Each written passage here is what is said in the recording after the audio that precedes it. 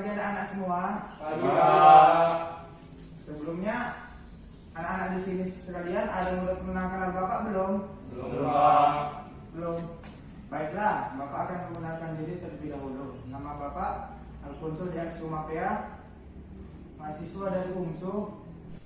Jadi tujuan Bapak di sini ingin memberikan layanan informasi tentang cara mengikuti ujian sekolah. Sebelumnya anak-anak di sini ada yang udah pernah mengikuti atau guru di sini udah pernah melakukan layanan informasi? Belum Pak. Oh belum. Berarti yang pertama ini ya. Baiklah, akan kita mulai. Tapi sebelum kita mulai kita berdoa terlebih dahulu menurut agama dan kepercayaan masing-masing. Doa dimulai.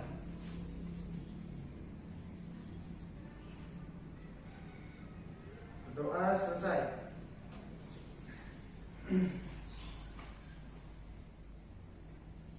Jadi materi layanan pada pagi hari ini ialah cara mengikuti ujian sekolah. Ada yang udah tahu bagaimana cara persiapan-persiapan yang dilakukan sebelum ujian sekolah? Belum Pak. Belum.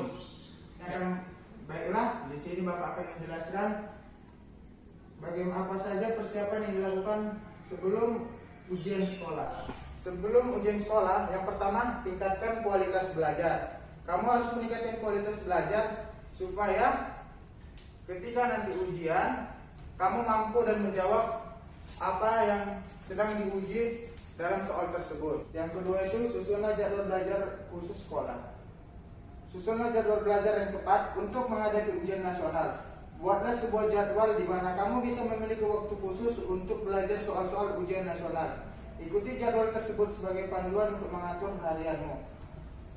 Yang ketiga ialah ikuti program dari sekolah. Setiap sekolah pasti menginginkan siswa bisa mendapat nilai yang ujian nasional yang terbaik. Karena itulah sekolah-sekolah biasanya mengadakan persiapan sebelum ujian nasional. Misalnya memanfaatkan fasilitas seperti di sekolah.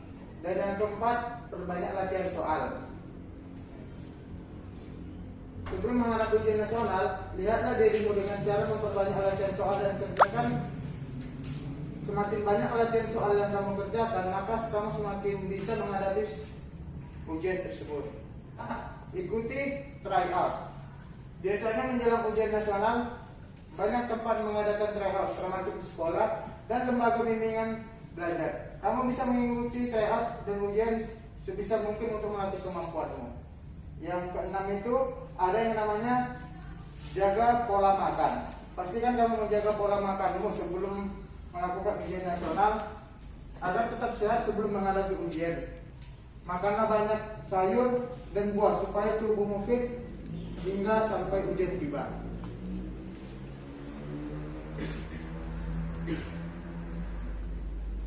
7.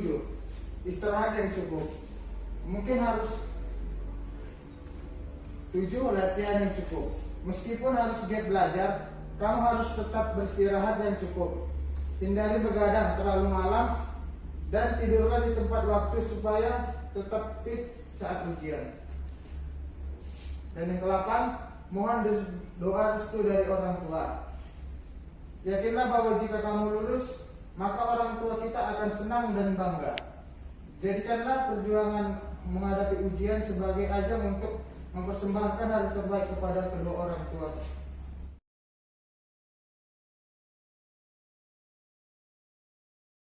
Bahaya dan dampak dari rokok. Rokok adalah zat dari kertas berukuran panjang 70 hingga 200 mm. Bervariasi tergantung negara. Dengan diameter 10 cm yang berisi daun-daun tembakau yang telah dicacah dan dibakar, dan salah satu ujungnya dibakar menggunakan asap, dapat dihirup dari mulut pada ujung lainnya. Rokok biasanya dijual di dalam bungkusan berbentuk korek atau kotak atau kemasan. Kertas yang dapat dimasukkan dengan mudah ke dalam kantong. Semenjak beberapa tahun terakhir, bungkusan-bungkusan tersebut juga pada umumnya disertakan dengan pesan kesehatan yang memperingatkan perokok akan adanya kesehatan yang dapat ditimbulkan. Misalnya yang pertama itu kanker dan paru-paru dan penyakit jantung. Ada beberapa banyak bentuk rokok, yang diantaranya yang pertamanya itu rokok kretek atau batangan, yaitu tembakau yang dibungkus serta adanya kretek dan filter. Dan yang kedua itu ada rokok cerutu, yaitu jenis rokok dengan tembakau murni untuk bentuk lembaran. Yang ketiga, rokok atau rokok pipa, yaitu rokok yang tembakau langsung dimasukkan ke dalam pipa atau lalu dibakar.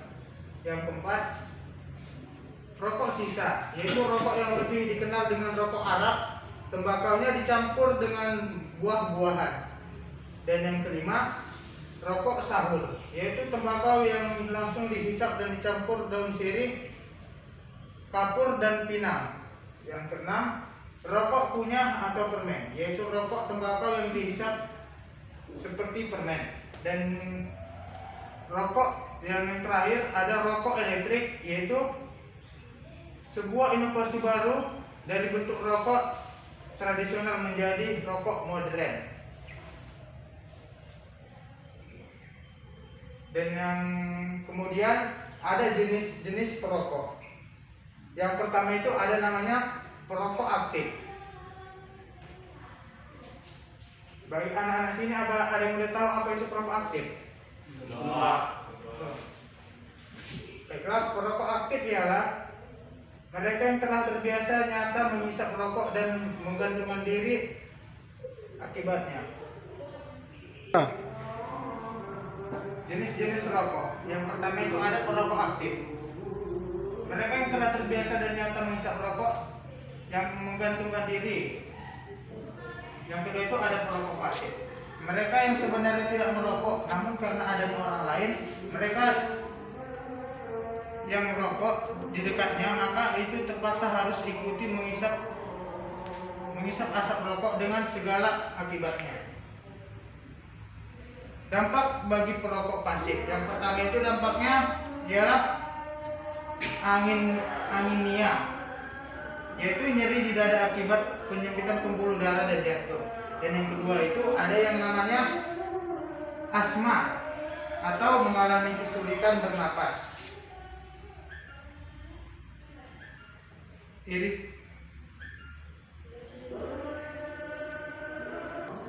Berdasarkan jumlahnya, tipe perokok itu terbagi menjadi 3, yaitu ada namanya perokok ringan. Apa itu perokok ringan? Perokok ringan itu ialah yang menghabiskan sekitar 1-10 batang rokok per hari. Sedangkan ada yang namanya perokok sedang. Perokok sedang itu yang menghabiskan sekitar 10-20 batang per hari. Sedangkan perokok berat yaitu orang yang menghabiskan lebih dari 20 batang per hari. Dan yang kedua ialah zat-zat yang terkandung dalam rokok. Yang pertama itu ada nikotin.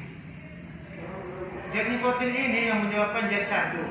Pengaruhnya bagi tubuh manusia itu yang pertama dapat menyebabkan kecanduan, ketergantungan dan merusak jaringan otak. Yang kedua menyebabkan darah cepat membeku, dan yang ketiga mengeraskan dinding arteri.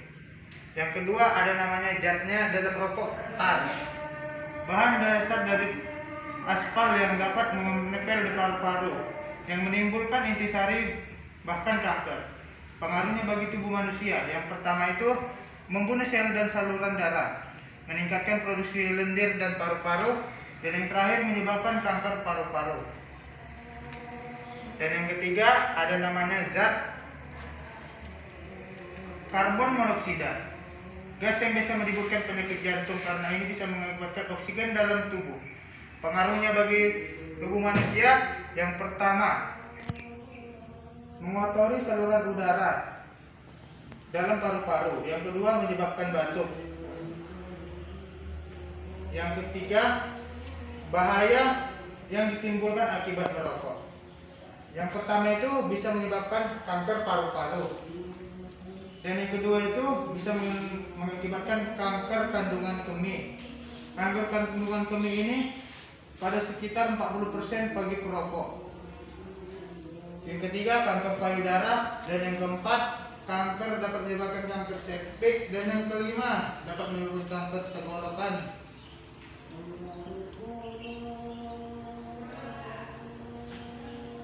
Dan kanker pencernaan.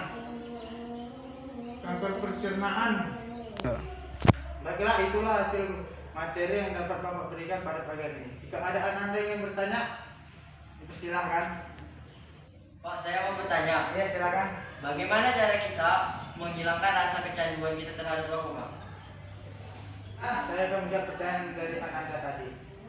Yang pertama itu caranya, pertama mengurangi porsinya perlahan demi perlahan agar supaya bisa hilang. Dan kedua itu caranya mengikuti kegiatan positif. Seperti kegiatan positifnya, contohnya itu untuk mengikuti kegiatan keagamaan, olahraga bersama teman. Yang penting kegiatan positif lah agar kita lupa tentang merokok itu. Apakah Anda sudah paham? Sudah, Pak. Baiklah, cukup di sini pertemuan pada pagi hari ini. Jika ada kata-kata Bapak yang kurang berkenan, mohon maaf. Selamat pagi. Pagi, Pagi, Pak. Pak.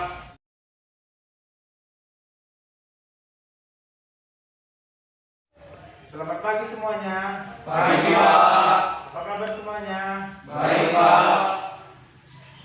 Sebelum kita memulai kegiatan, alangkah lebih baiknya kita berdoa menurut agama dan kepercayaan masing-masing. Berdoa di dalam hati, berdoa dimulai. Berdoa selesai. Baiklah, sebelum kita memulai kegiatan, alangkah lebih baiknya kita berkenalan terlebih dahulu. Perkenalkan, nama Bapak Alfons Surya Sumapea dari Fakultas Keguruan dan Ilmu Pendidikan, Prodi Bimbingan dan Konseling Angkatan 2017. Oke, sekarang giliran teman-teman untuk memperkenalkan diri. Mulai dari kanan. Perkenalkan, nama saya Kristo Purba. Selanjutnya. Perkenalkan, nama saya Bayu Widya. Perkenalkan, nama saya Raja Utama. Selanjutnya. Perkenalkan, nama saya Muhammad Evin. Selanjutnya. Perkenalkan, nama saya Ferdi Hardiansyah. Selanjutnya. Perkenalkan, nama saya Denny Munte. Selanjutnya. nama saya Alawi Yasibun. Matikan dulu. Oke, karena kita sudah saling mengenal, kita akan lanjut kepada materinya. Sebelumnya di sini saya akan menjelaskan terlebih dahulu. Hari ini kita akan melakukan bimbingan kelompok dalam bidang karir. Tema bimbingan yang akan kita lakukan yaitu mengenali bakat dan juga minat. Sebelumnya, apakah kalian sudah pernah melakukan bimbingan karir sama guru BK-nya sebelumnya? Belum. Oh, belum pernah. Berarti bimbingan pertama bagi kalian. Jadi hari ini bimbingan pertama kalian untuk materinya yang pertama adalah pengertian dari bakat.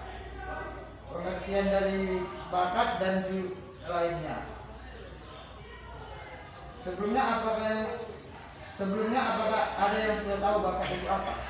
Ya, Pak. Ya. Bakat adalah kemampuan. Oke, bagus jawabannya. Baiklah, Bapak akan menjelaskan bakat itu apa.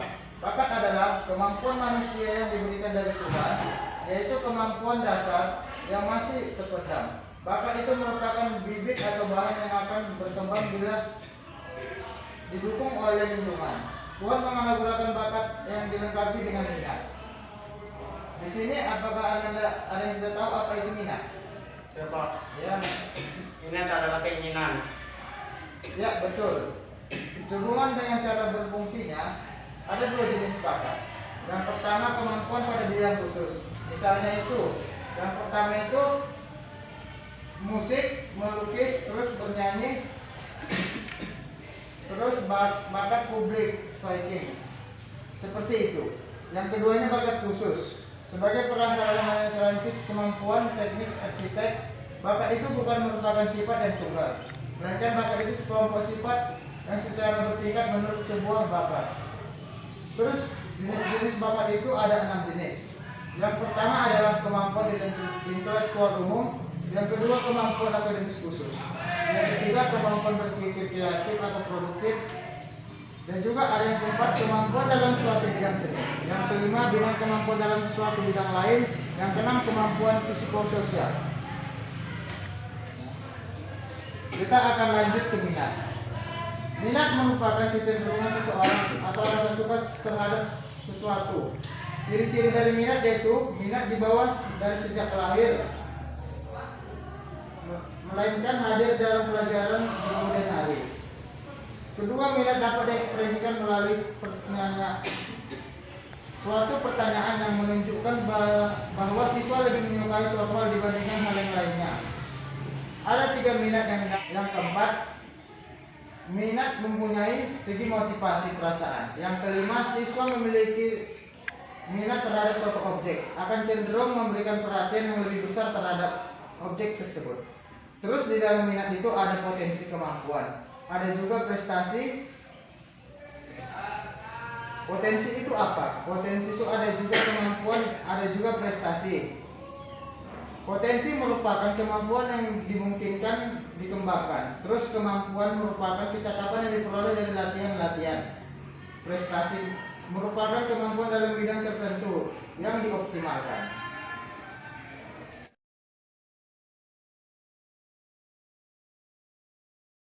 Ya, Pak, pagi. Enak, silakan masuk.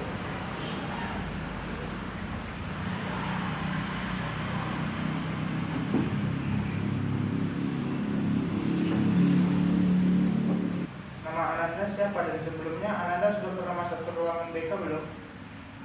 Nama saya Christopher, Pak. Saya belum pernah masuk ruang BK, Pak. Oh, belum. Jadi begini, Pak. Saya mau menceritakan masalah saya. Cuman saya takut, Pak. Anda tidak perlu takut untuk menceritakan masalahnya, karena di dalam bimbingan konseling ini ada namanya asas kerahasiaan. Jadi ketika Anda menceritakan masalah atau rahasianya, hanya saya dan Anda saja yang mengetahui, dan tidak ada orang yang mengetahuinya. Dan yang kedua ada namanya asas keterbukaan. Jadi untuk menyelesaikan masalah Ananda harus terbuka dalam menceritakan masalahnya, dan tidak ada yang harus ditutupi. Baiklah, apakah Anda sudah mengerti? Baiklah, Pak. Sekarang saya sudah yakin untuk menceritakan kepada Bapak. Silahkanlah Anda menceritakan masalahnya. Begini, Pak. Saya akhir-akhir ini sering terlambat sekolah karena saya sering begadang.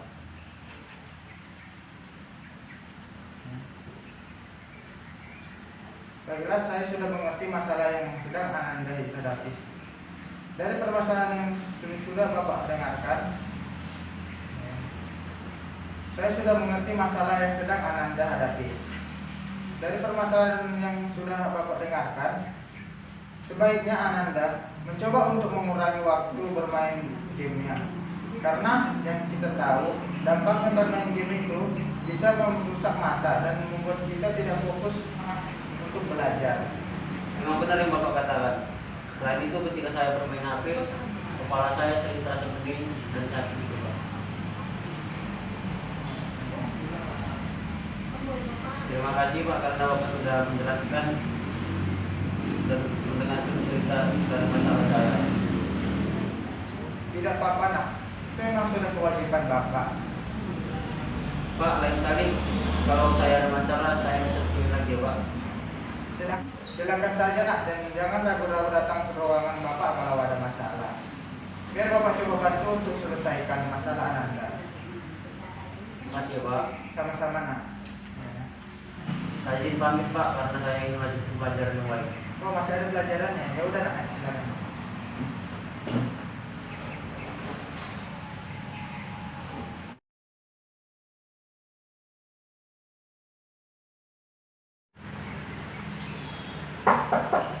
Ya, selamat pagi, Pak. Pagi. Ini, nak, silakan masuk aja. Makan dulu.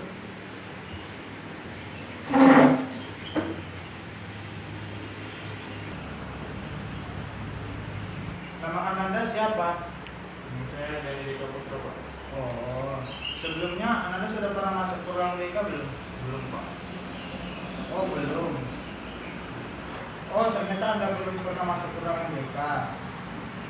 Ya, Pak. Jadi begini, Pak, saya mau cerita masalah saya.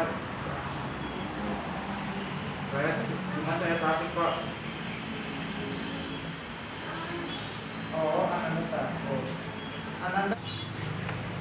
Oh, ternyata Ananda belum pernah masuk ke ruangan BK. Ya Pak, jadi begini, saya mau cerita masalah saya, cuma saya takut Pak. Oh, Ananda tidak perlu takut untuk menceritakan masalah. Karena di dalam dunia konseling ini ada namanya asas kerahasiaan. Jadi Ananda ketika mau menceritakan masalahnya atau rahasianya, hanya saya dan Anda saja yang tahu, dan tidak ada orang lain yang mengetahuinya. Dan yang kedua ada namanya asas keterbukaan. Jadi untuk menyelesaikan masalahnya, Anda harus terbuka dalam menceritakan masalahnya, dan tidak ada yang harus ditutup-tutupi. Baiklah Pak, sekarang saya sudah yakin untuk menceritakan masalahnya kepada Bapak. Silakan Anda untuk menceritakan masalahnya. Begini Pak, Ya. begini Pak, saya bingung karena SMA mau masuk, mau lanjut kemana. Saya memilih masuk tentara, sedangkan orang tua menyuruh masuk kuliah Pak. Sedangkan saya tidak suka kuliah. Jadi Pak, kita kira-kira bagaimana saya meyakinkan orang tua saya agar saya memilih angkatan Pak. Oh, baiklah. Saya mengerti kondisi yang sedang Anda alami sekarang. Bapak menyarankan, coba Anda bicarakan sekali lagi dan berjanji. Bapak.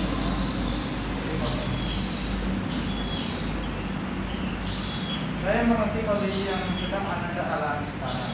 Bapak menyarankan, coba Anda bicarakan sekali lagi dan berjanji bahwa cita-cita yang kamu pilih adalah hal yang terbaik buat kamu. Dan tunjukkan latihanmu kepada orang tua yang lebih sungguh-sungguh supaya orang tuamu lebih percaya. Baiklah Pak.